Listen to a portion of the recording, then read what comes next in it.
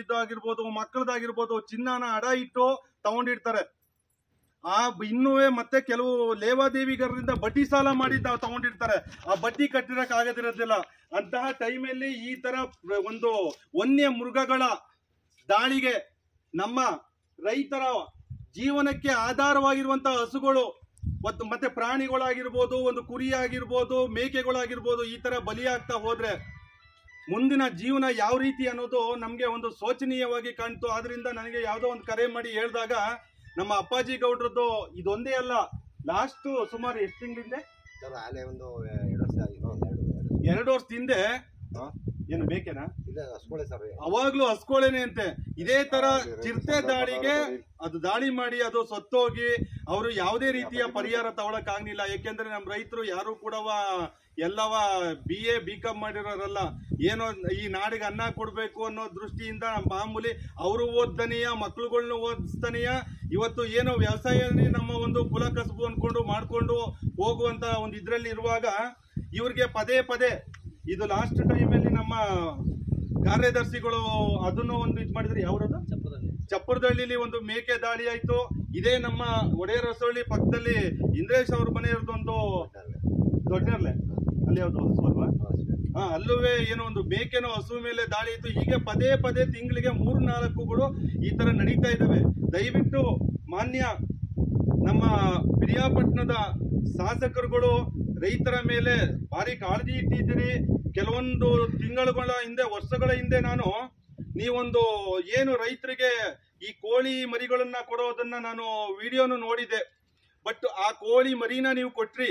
ಆ ಕೋಳಿ ಮರಿ ಕೊಟ್ಟಾದ್ಮೇಲೆ ನಾವು ರೈತರು ಅದನ್ನ ಏನು ದೊಡ್ಡದ್ ಮಾಡಿ ಎಷ್ಟು ಉಳಿಸ್ಕೊಂಡ್ರು ಅನ್ನೋದು ಲೆಕ್ಕಕ್ಕೆ ತಗೊಂಡ್ರೆ ಯಾವುದೂ ಇಲ್ಲ, ಯಾವುದು ಕೋಳಿ ಉಳ್ಕೊಳ್ಳಿಲ್ಲ. ಯಾಕೆಂದ್ರೆ ನೀವು ಮರಿ ಕೊಡೋದಕ್ಕಿಂತ ಅದನ್ನ ಬೆಳೆಸಿ ದೊಡ್ಡದ್ ಮಾಡಿ 6 ತಿಂಗಳು ಅದಕ್ಕೆ ಅದನ್ನ ಇದ್ ಮಾಡೋ ಅಷ್ಟರೊಳಗಡೆ ಅದರಿಂದ ಈ ಹದ್ದುಗಳಿಗೋ ಇಲ್ಲ ಮುಂಗುಸಿಗೋ ಈ ತರ ಎಲ್ಲಾ ರೀತಿಲೂ ನಷ್ಟ ಅನುಭವಿಸೋದೇ ಆಗೋಯ್ತು.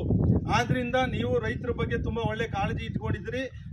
ನಮ್ಮ ಏನು ಅರಣ್ಯ ಅಧಿಕಾರಿಗಳಿಗೆ ಶೀಘ್ರಗತಿಲಿ ನೀವು ಅವ್ರಿಗೊಂದು ಕೂಡ್ಲೆ ಒಂದು ಏನು ನಮ್ಮ ರೈತರಿಗೆ ಈ ತರ ಅನ್ಯಾಯ ಆಗ್ತಾ ಇದೆ, ನೀವು ಯಾಕೆ ಮುಂಜಾಗ್ರತಾ ಕ್ರಮಗಳನ್ನ ಕೈಗೊಳ್ತಾ ಇಲ್ಲ ಅಂತ ಹೇಳಿ ದಯವಿಟ್ಟು ನಿಮ್ ಮೂಲಕ ಅದನ್ನ ಮಾಡಬೇಕು ಅಂತ ಕೇಳ್ತಾ, ನಮ್ಮ ಅಪ್ಪಾಜಿ ಗೌಡ್ರ ಏನ್ ಅದಕ್ಕೆ ಸಂಬಂಧಪಟ್ಟಂಗೆ ಏನ್ ಹೇಳ್ತಾರೆ ಹೇಳಿ. ಯಾವ ತರ ಏನಾಯ್ತು? ಈಗ ನಿನ್ನೆ ನಿಮ್ಮ ಹಸು ಸತ್ತೋಯ್ತಲ್ಲ, ಯಾವ ರೀತಿ ಇಲ್ಲಿ ಸರ್? ನಮ್ದು 6:30-7 ಗಂಟೆ ಸರ್. ಹಾ ಸರ್ 6:30-7 ಗಂಟೆ ಸರ್. ನಾವು ಕಟ್ಟಾಕ್ಬಿಟ್ಟು ಹೊಲದ ಹತ್ರ ಕೆಲಸ ಮಾಡ್ತಾ ಇದ್ದೋ. ಹಸುಗಳೆಲ್ಲ ಬಿದ್ರಿ ಕೆಳಗಡೆ ಬರ್ತಾ ಇದ್ದೋ. ಅದು ಕರಿನ ಹಸುನ ಏನ್ ಮಾಡ್ತು, ಕೆಟ್ಟಿಕೊಂಡು ಎಲ್ಲ ಪೂರ್ತಿ ಜೀವವ ತದಾಗ್ಬಿಟ್ಟಿತ್ತು, ಸತ್ತಾಗಿತ್ತು ಚಿರ್ತೆಯ. ಆಗ ಅಷ್ಟೊತ್ತಿಗೆ ಜನ ಎಲ್ಲ ಕೂಡಾಕೊಂಡು ನಾವು ಅದು ಹೊರಡಿಗೆಲ್ಲ ಕೂಗಿಡೋದಕ್ಕೆ ಅಷ್ಟೊತ್ತಿಗೆ ಜನ ಬಂದು ಅಷ್ಟೊತ್ತಿಗೆ ಕಾಡು ಹೊಯ್ಕೊಂಡಾಯ್ತು. ನೋಡಿ, ಹಸು ಆಗೋದಕ್ಕೆ ಸರಿ ಆಯ್ತು. ಅದೇ ಜಾಗದಲ್ಲಿ ನಮ್ಮ ರೈತರು ಸಿಕ್ಕಾಕೊಂಡಿದ್ರೆ ಅದರ ಪರಿಸ್ಥಿತಿ ಏನು? ಆ ಹೊಣೆ ಹೊರೋರು ಯಾರು? ಆಗ್ಲೂ ನೀವು ಪರಿಹಾರ ಕೊಟ್ಬಿಟ್ಟು 10,000 20,000 ಕೊಟ್ಬಿಟ್ಟು ಈ ತರ ಅರಣ್ಯ ಅಧಿಕಾರಿಗಳೇ ಇದನ್ನ ಅಲ್ಲಿಗೆ ನಿಲ್ಲಿಸ್ತಿದ್ರಾ? ಇದಾಗಬಾರ್ದು ಅಂತ ಅನ್ನೋ ಉದ್ದೇಶದಿಂದ ನಾವು ಕರ್ನಾಟಕ ರಾಜ್ಯ ರೈತ ಸಂಘದಿಂದ ನಮ್ಮ ಪ್ರಧಾನ ಕಾರ್ಯದರ್ಶಿಯವರಂತ ರಾಮೇಗೌಡರು ಹಾಗೂ ನಮ್ಮ ಉಪಾಧ್ಯಕ್ಷರಾದಂತಹ ಶೇಖರ್ ಕುಮಾರ್ TV ಹಾಗೂ ನಮ್ಮ ಕಾರ್ಯದರ್ಶಿಗಳಾದಂತಹ ಸೋಮು ಅವರ ಎಲ್ಲರ ನಮ್ಮ ಸಮ್ಮುಖದಲ್ಲಿ ಇವತ್ತು ನಮ್ಮ ಒಡೆಯರಹೊಸಳ್ಳಿ ಗ್ರಾಮಕ್ಕೆ ಏನು ನಮ್ಮ ರೈತರ ಕಷ್ಟ ಏನು ಅನ್ನೋದನ್ನ ವಾಸ್ತವದ ಮೂಲಕ ನೈಜತೆಯನ್ನ ತೋರಿಸ್ಬೇಕು. ಯಾಕೆ ಅಂತಂದ್ರೆ ಇಲ್ಲಿ ಯಾವುದು ಕೂಡ ಎಡಿಟ್ ಮಾಡಿ ನಾವು ಜನಗಳಿಗೆ ತೋರ್ಸೋದಲ್ಲ. ಇವತ್ತಿನ ಒಂದು ಇದರಲ್ಲಿ ನಮ್ಮ ರೈತರು ಇಲ್ಲಿ ಯಾವುದೋ ಒಂದು ಕಾರ್ಯಕರ್ತನೋ, ನಮ್ಗೆ ರಾಜಕೀಯ ಪಕ್ಷಗಳು ಇದೇ ಬೇಡ, ಆ ಕಾರ್ಯಕರ್ತಗಳಿಗೆ ನಮ್ಗೆ ಏನೋ ಒಂದು ಸಮಸ್ಯೆ ಆಗಿದೆ, ಏನು ಒಬ್ಬ ಶಾಸಕರಿಗೆ ಹೇಳಪ್ಪ ಅಂತ ಹೇಳಿದ್ರೆ ಇವತ್ತಿನ ನಮ್ಮ ಕಾರ್ಯಕರ್ತರುಗಳು ಆಯ್ತು ಬಿಡೋಣ ಹೇಳ್ತೀನಿ ಅಂತ ಹೇಳ್ತಾರೆ. ಆದ್ರೆ ಶಾಸಕರಿಗೆ ಅಲ್ಲಿಗೆ ವಿಚಾರ ಮುಟ್ಟಿರೋ ಅಷ್ಟರೊಳಗಡೆ ಅವ್ರು ನಮ್ ಕಡೆನಲ್ಲ, ಅವ್ನು ಯಾವ್ದೋ ಬೇರೆ ಪಕ್ಷದವನು, ಅಣ್ಣ ತಲೆ ಕೆಡ್ಸ್ಕೋಬೇಡಿ ಅಣ್ಣ, ಈ ತರ ಸಬೂಬು ಹೇಳ್ಕೊಂಡು ಇವತ್ತು ನಮ್ಮ ರೈತರಿಗೆ ಎಷ್ಟೋ ಪರಿಹಾರಗಳು ವಂಚಿತರಾಗ್ತಾ ಇದ್ದಾರೆ. ಅದನ್ನ ಈ ಒಂದು ಸಾಮಾಜಿಕ ಕಳಕಳ ದೃಷ್ಟಿಯಿಂದ ಇದಾಗಬಾರ್ದು. ನಮ್ಮ ರೈತರ ಏನು ಕಷ್ಟಗಳಿರ್ತವೆ ಅವು ಪ್ರತಿಯೊಂದು ಕೂಡ ನೇರವಾಗಿ ನಮ್ಮ ಶಾಸಕರಿಗೆ ಮುಟ್ಟಬೇಕು, ಜನಪ್ರತಿನಿಧಿಗಳಿಗೆ ಮುಟ್ಟಬೇಕು ಅನ್ನೋದೇ ನಮ್ಮ ಕರ್ನಾಟಕ ರಾಜ್ಯ ರೈತ ಸಂಘದ ಮೂಲ ಉದ್ದೇಶವಾಗಿ ಅಜೆಂಡಾವಾಗಿ ಇಟ್ಕೊಂಡು ನಾವು ಇವತ್ತು ಈ ಗ್ರಾಮಕ್ಕೆ ಬಂದಿದ್ದೀವಿ. ಇದಕ್ಕೆ ಸಂಬಂಧಪಟ್ಟಂತೆ ಇನ್ನು ಏನು ನಿಮ್ಮ ಎಷ್ಟು ಸಮಸ್ಯೆಗಳನ್ನು ಎದುರಿಸ್ತಾ ಇದ್ದೀರಿ? ಯಾಕೆಂದ್ರೆ ಇವತ್ತು ಮೇಕೆಗಳು ಸಾಯೋದಲ್ಲ, ಇವತ್ತು ದನಗಳು ಸಾಯೋದಲ್ಲ, ನಿಮ್ಮ ಒಂದು ಅವನ್ನ ಏನೋ ಇನ್ನೂ ಒಬ್ಬನ ಹತ್ರ ಬಡ್ಡಿ ಸಾಲ ಮಾಡ್ಕೊಂಡು ತಗೊಂಡ್ಬರ್ಬೋದು. ಬಟ್ ಜೀವ ಹೋದ್ರೆ ಏನ್ ಮಾಡೋದು? ಯಾವ ರೀತಿ ನೀವು ಇದನ್ನ ಕೇಳ್ಕೋಬೇಕು, ಅದನ್ನ ಅರಣ್ಯ ಅಧಿಕಾರಿಗಳಿಗೆ ನೀವು ಅದನ್ನ ಹೇಳಿ. ಏನಾಗ್ಬೇಕು ಹೇಳಿ, ಮಾತಾಡಿ. ಅರಣ್ಯ ಅಧಿಕಾರಿಗಳಿಗೆ ಹೇಳಿ, ಈ ಮೂಲಕ ನಿಮ್ಗೆ ಯಾವ ರೀತಿ ನಿಮ್ ಕ್ರಮ. ದನಗಳಿಗೆ ಜೋಳ ಸೇರ್ಕೊಂಡಿದ್ದು, ಪುಟ್ಟಿಗೆ ಹಂದಿ ಮಾತಾಡಿ. ಹಂದಿ ಎಲ್ಲಾನು ತುಳಿದು ನಿಲ್ಲಂಗ ಸ್ವಿಚ್ ಆಫ್ ಮಾಡು. ಹಂದಿ ದಾಳಿ ಮಾಡಿ ಅದು ಹೋಯ್ತು. ಮೇವೇ ಇಲ್ಲಂಗ ನೋಡಿ ಮಾತೆ ಬಂದಿತ್ತು ದನಿಗೆ ಹಾಕೊಂಡಿದ್ದು ಜೋಳನೇ ಎಲ್ಲ ಬುಟ್ಟಿ ಅದಕ್ಕೂ ಎಷ್ಟೋ ಖರ್ಚು ಮಾಡ್ಕೊಂಡು ಹಾಕೊಂಡಿದ್ರಿ. ಅದೇನು ಕೃಷಿ ಲೆಕ್ಕಲ್ಲಿ ಹೋಗಿ ಜೋಳ ತಂದು ಹಾಕಿದ್ದು ಆರ್ನಳ್ಳಿಲಿ. ಆಯ್ತು, ಈಗ ನಿಮ್ಗೆ ಎಷ್ಟು ಪರಿಹಾರ? ಈಗ ಎಲ್ಲಾ ಲೆಟರ್ ಎಲ್ಲ ಕೊಟ್ಟಿದ್ರ ಅರಣ್ಯ ಅಧಿಕಾರಿಗಳಿಗೆ? ಅರಣ್ಯ ಇಲಾಖೆ ಕೊಟ್ಟವ್ರೆ, ಅವ್ರು ಕೊಟ್ಟವ್ರೆ ಡಾಕ್ಟರ್ ತಗೋ ಅವರು ಇವತ್ತಲ್ಲಿ ಮೀಟಿಂಗ್ ಇದ್ದಂತ ಅದೆಲ್ಲ ಮಾಮೂಲಿ ಸರ್ಟಿಫಿಕೇಟ್ ಎಲ್ಲ ಮಾಡಿ ಕೊಡ್ತೀನಿ ಅಂತ ಮಾಡಿದ್ದೆ ಡಾಕ್ಟರ್ಗೆ. ಡಾಕ್ಟರ್ ಬಂದು ಫ್ಲಾಟ್ ಅಲ್ಲಿ ನೋಡ್ಕೊಂಡು ಇವತ್ತು ಹಸು ಒಂದ್ ತೆಗಿಬೇಕು ಅಂತಂದ್ರೆ ಇಲ್ಲ ಅಂದ್ರೂ ಒಂದ್ 50,000 ರಿಂದ 55,000 ರೂಪಾಯಿ ಗಂಟ ಬೇಕು. 60-70,000 ಗಂಟ ಹೋಯ್ತವೆ ಅಲ್ವಾ? ಹೋಯ್ತದೆ ಬೇಗ ನಾವು ಇದ್ದಂಗೆ. ಆದ್ರೆ ಇವ್ರು ಅರಣ್ಯ ಅಧಿಕಾರಿಗಳು ಕೊಡೋದು ನಿಮ್ಗೆ ಎಷ್ಟು ಕೊಡ್ತಿದ್ರಿ ಅಂತ ಹೇಳಿದ್ರೆ ಏನು 1 ಲಕ್ಷ ಕೊಡ್ತಿದ್ರು? ಏನು ಹೇಳಿಲ್ಲ ಸರ್, ಅವ್ರು ಅರಣ್ಯ ಇಲಾಖೆ ಅವ್ರು ಫಾರೆಸ್ಟರ್ ಬಂದು ನಮ್ಮನ್ನ ಕರ್ಕೋಗಿ ಆ ಲೆಟರ್ ಕೊಟ್ಟು ನಮ್ಮನ್ನ ಅವ್ರ ಬೈಕೆಲ್ಲ ಕರ್ಕೋದ್ರು ಬಲಿಸ ಅಂತ ಹೋಗಿ. ಅಂದ್ರೆ ಅವ್ರು ಕೊಡೋ ಪರಿಹಾರನೇ ನಮ್ಗೆ ಅಂತಿಮ ಇದಲ್ಲ.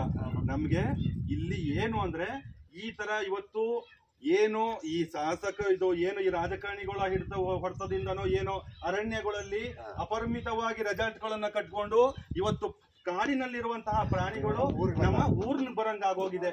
ಇವೆಲ್ಲ ಮುಂದಿನ ದಿನಗಳಲ್ಲಿ ನಿಲ್ಬೇಕು. ಆದ್ರೂ ನಮ್ಮ ರೈತರ ಹಿತದೃಷ್ಟಿಯಿಂದ ಈ ಒಂದು ವಿಡಿಯೋ ಮಾಡ್ತಾ ಇದೀವಿ. ಕಾಡ್ಗೆ ಎಲ್ಲ ಬೇಲಿ ಮಾಡೋರು ಅವರೆಲ್ಲ ತತ್ತಿ ಗಿತ್ತಿ ಹಾಕಿ ಒಳಗಡೆ ಎಲ್ಲ ಇರಂಗ್ ಮಾಡ್ಬೇಕು ಸರ್. ಅದನ್ನೇ ಮುಂಜಾಗ್ರತಾ ಕ್ರಮವಾಗಿ ಅದನ್ನ ವಹಿಸ್ಬೇಕು.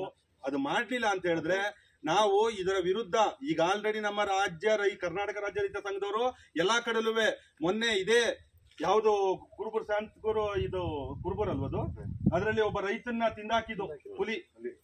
ಅದನ್ನು ನಾವು ಈಗಲೂ ಇನ್ನೂ ಇದು ಈಗ ನಿನ್ನೆ ಮೊನ್ನೆ ಅದಾಗ್ತಿದಂಗೆ ಈಗ ಈ ಒಂದು ಊರಲ್ಲಿ ಒಂದು ದನನ ಇದು ಆ ಒಂದು ಚಿರತೆ ಕೊಂದಿದೆ ಅಂತ ಅಂದ್ರೆ ಇದು ತುಂಬಾ ಬೇಜಾರಿನ ಸಂಗತಿ.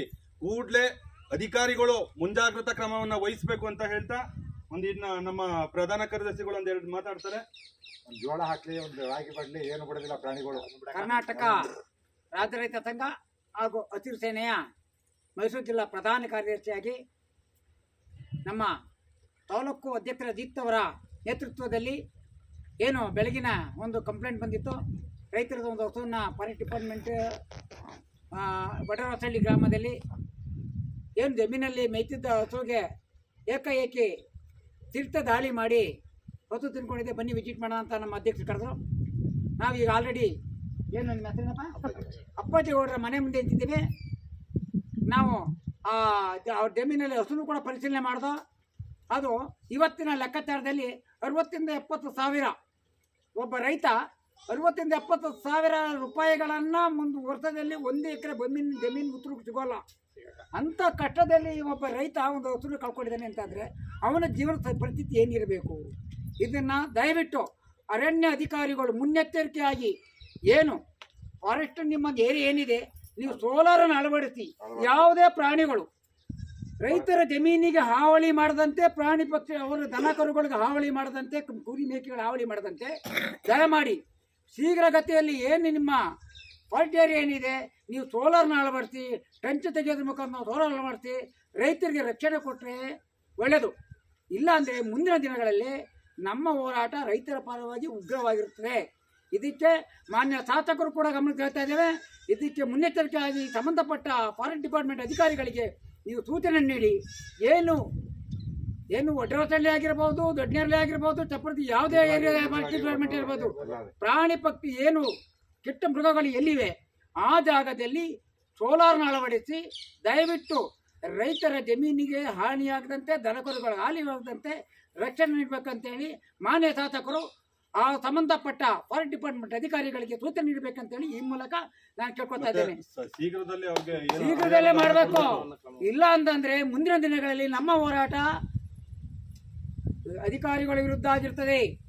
ಈ ಹೋರಾಟ ತಡಿಬಾರ್ದು ಅಂತ ಉದ್ದೇಶ ಏನಿದ್ರೆ ತಕ್ಷಣದಲ್ಲಿ ಏನು ಫಾರೆಸ್ಟ್ ಡಿಪಾರ್ಟ್ಮೆಂಟ್ ಏರಿಯಲ್ಲಿದೆ, ಈ ಒಡ್ರಸಳ್ಳಿ ರೈತರು ಅಂತಲ್ಲ, ಯಾವುದೇ ರೈತರಿಗಾಗಿರ್ಬೋದು ಕಾಡು ಮೃಗಗಳಿಂದ ಜಮೀನು ದಾಳಿ ಮಾಡೋದಾಗಲಿ ಅಥವಾ ಪ್ರಾಣಿ ಪಕ್ಷಿಗಳು ದಾಳಿ ಮಾಡೋದಾಗಲಿ ತಡೆಯೋಕ್ಕೆ ಮಾಡಲೇಬೇಕಂತ ಈ ಮುಖಾಂತರ ಶಾಸಕರಿಗೆ ಈ ಮುಖಾಂತರ ರಿಕ್ವೆಸ್ಟ್ ಮಾಡ್ತಾ ಇದ್ದೀವಿ. ದಯಮಾಡಿ ಇದನ್ನ ತಕ್ಷಣದಿಂದಲೇ ಈಗ ಏನು ಸರ್ವೆ ಮಾಡ್ತೀವಿ ನೀವು ಸೋಲಾರ್ ಅಳವಡಿಸ್ಬೇಕು ಗೊತ್ತಾ, ಇಲ್ಲ ಅಂತಂದ್ರೆ ರೈತರಿಗೆ ಇವತ್ತು ದನ ಹೋಗುತ್ತೆ, ನಾಳೆ ಮನುಷ್ಯ ಹೋಗ್ತಾರೆ, ನಾಳೆ ಇನ್ನೊಂದು ಹೋಗುತ್ತೆ, ಆಗ ಬಹಳ ಹಿಂಸೆ ಆಗುತ್ತೆ. ದಯಮಾಡಿ ನೀವು ತಕ್ಷಣದಲ್ಲಿ ಫಾರೆಸ್ಟ್ ಡಿಪಾರ್ಟ್ಮೆಂಟ್ ಅಧಿಕಾರಿಗಳು HF ಅವರು ಆಗಿರ್ಬೋದು ಅಥವಾ ಅದಕ್ಕೆ ಸಂಬಂಧಪಟ್ಟ ಮೇಲಧಿಕಾರಿಗಳು, ರೇಂಜರ್ ಇದಕ್ಕೆ ವಲಯಕ್ಕೆ ಸಂಬಂಧಪಟ್ಟ ರೇಂಜರ್ ಆಗಿರ್ಬೋದು, ಯಾವುದೇ ಅಧಿಕಾರಿ ಆಗಿರ್ಬೋದು, ತಕ್ಷಣದಲ್ಲಿ ಮುತುವರ್ಜಿ ವಹಿಸಿ ಇವ್ರಿಗೆ ಪರಿಹಾರ ಕೊಡೋದ್ರ ಮುಖಾಂತರ ಏನು ಅಪ್ಪಾಜೇಗೌಡರು ಪರಿಹಾರ ಕೊಡೋದ್ರ ಮುಖಾಂತರ ಏನು ನಮ್ಮ ರೈತರಿಗೆ ತೊಂದರೆ ಆಗದಂತೆ ಈ ಕೆಲ ಕಾರ್ಯಕ್ರಮ ಈಗ ಅಧಿಕಾರಿಗಳು ಓದ್ಬೇಕಂತ ಈ ಮುಖಾಂತರ ಕೇಳ್ತಾ ಇದ್ದೀನಿ. ಯಾವ ರಾಗಿ ಇರಲಿ ಒಂದೇ ಜೋಳ ಇರಲಿ ಏನು ಮಾಡ್ಕೊಡ್ಬೇಕು ಅದನ್ನ. ಈಗ ಅದಕ್ಕೆ ನಾವು ಅರಣ್ಯ ಅಧಿಕಾರಿಗಳಿಗೆ ನಾವು ಲೆಟರ್ ಕೊಟ್ಟು ಬೇರೆ ಬೇರೆ ಸಂಘಟನೆ ತರ ನಾವು ಅಲ್ಲಿ ಹೋಗಿ ಅವ್ರ ಹತ್ರ ನಾವು ಕೇಳಕ್ ಆಗೋದಿಲ್ಲ. ಯಾಕೆ ಅಂತಂದ್ರೆ ಇಲ್ಲಿ ನಾವು ಬಂದು ನಮ್ಮ ಅವ್ರಿಗೇನೋ ಕೂತಿತ್ತ ಸಂಬಳ ತಗೊಡ್ತಾರೆ. ನಾವು ನಮ್ಮ ಸ್ವಂತ ಹಣದಲ್ಲಿ ನಾವು ನಿಮ್ಮ ಊರಿಗೆ ಬಂದು ಇಲ್ಲಿ ಬಂದಿದೀವಿ ಅಂತಂದ್ರೆ ಇವತ್ತು ರೈತ ಬದುಕಿದ್ರೆ ಮಾತ್ರ ನಾಡು ಬದುಕಾಗೋದು. ಅದು ನಮ್ಮ ಅಧಿಕಾರಿಗಳಿಗಾಗಿರ್ಬೋದು, ಕೆಲವು ಬೇರೆ ಬೇರೆ ಇಲಾಖೆಗಳಿಗೆ ಗೊತ್ತಿಲ್ಲ. ಅದನ್ನ ಮಾಡೋದಕ್ಕೋಸ್ಕರ ನಾವು ಇವತ್ತು ಹೋರಾಟಕ್ಕೆ ರೈತ ಬೆಳಿಲಿಲ್ಲ ಅಂದ್ರೆ ಎಲ್ಲಿ ಆಗೋದು, ರೈತನ ಒಂದು ಅಭಿವೃದ್ಧಿ ಮಾಡ್ಬೇಕನ್ನೋ ಉದ್ದೇಶಕ್ಕೋಸ್ಕರ ನಿಂತಿದ್ದೀವಿ. ಮುಂದಿನ ದಿನಗಳಲ್ಲಿ ಫಸ್ಟ್ ನಮ್ಮ ಅಪ್ಪಾಜಿ ಗೌಡ್ರಿಗೆ ಏನು ಅದು ನ್ಯಾಯಬದ್ಧವಾಗಿ ಸಿಗ್ಬೇಕು. ಅದು ಒಂದು ಯಾವುದೇ ಕಾರಣಕ್ಕೂ ನೀವೇನಾದ್ರೂ ಯಜಮಾನ್ರೆ ನಮ್ ನಂಬರ್ ಇರ್ತದೆ, ಫೋನ್ ಮಾಡಿ. ಅವ್ರೇನಾದ್ರು ಭಿಕ್ಷೆ ಹಾಕೋತರ ಭಿಕ್ಷೆ ಹಾಕ್ತು ಅಂತ ಹೇಳಿದ್ರೆ ಅದು ಇನ್ನೂ ಇನ್ನು ಹೋರಾಟ ಹಮ್ಕೊಳ್ಳೋಣ ಅದ್ರದ್ದು ವಿರುದ್ಧ ಅಂತ. ಆ ಬಂಡವಾಳ ಏನ್ ಬರುತ್ತೆ ಆ ಬಂಡವಾಳನ ನಿಮ್ಗೆ ಕೊಡಬೇಕು. ಬೇಕಾದ್ರೆ ಡಾಕ್ಟರ್ ಇದ್ದಾರೆ ಅಧ್ಯಕ್ಷ ಮಾಡಿ ಅದೇನು ಬರುತ್ತೆ 50-60 ರೂಪಾಯಿ ಹಸು ಮಾಡ್ತದೆ. ಹಸು ಅದನ್ನ ಪರಿಹಾರವನ್ನ ಅಪ್ಪಾಜೇಗೌಡರಿಗೆ ನೇರವಾಗಿ ತಲುಪುವಂತ ಕೆಲಸ ಈ ಅರಣ್ಯ ಅಧಿಕಾರಿಗಳು ಮಾಡಬೇಕು. ಮಾಡಿಲ್ಲ ಅಂತಂದ್ರೆ ಮುಂದಿನ ದಿನಗಳಲ್ಲಿ ಏನು ಅರಣ್ಯ ಆಫೀಸ್ ಮುಂದ್ಗಡೆ ನಮ್ಮ ಧರಣಿ ಹಿಡಿತದೆ. ಬಿಡೋದಿಲ್ಲ ಸರ್, ಹಂದಿ ಸರ್ಗ ಏನು ಈಗ ಪರಿಹಾರ ಸಿಕ್ಕಿಲ್ಲ ಅಂತ ಹೇಳಿದ್ರೆ ಅರಣ್ಯ ಅಧಿಕಾರಿ ಮುಂದ್ಗಡೆ ನಾವು ಧರಣಿ ಇಡ್ತೇವೆ. ಇದಕ್ಕೆ ಅವಕಾಶ ಮಾಡ್ಕೊಡ್ಬೇಕು. ದಯವಿಟ್ಟು ನಮ್ಮ ಲೈವ್ ನೋಡಿದ ತಕ್ಷಣ ಅದಕ್ಕೇನು ಪರಿಹಾರ ಸಿಗ್ಬೇಕು, ಅದಕ್ಕೇನು ನೀನು ಸುತ್ತ ಸೋಲಾರ್ ನೋಡಿಸ್ಬೇಕು, ಇದು ಮಾಡ್ಕೊಡ್ಬೇಕು ದಯವಿಟ್ಟು. ಅವರು ಇಲ್ಲಿ ನಮ್ಮ ಜಮೀನಿಗೆ ಪ್ರಾಣಿಗಳು ಇದು ಮಾಡಿದ್ರೆ ಯಾರು ಬಂದ್ರೆ ಬೇಟೆ ಗೀಟೆ ಅವರು ಇವರು ಕೇಸ್ ಹಾಕೋದು ಇದು ಮಾಡ್ತಾರೆ. ಆಮೇಲೆ ಮಾಡ್ದಾ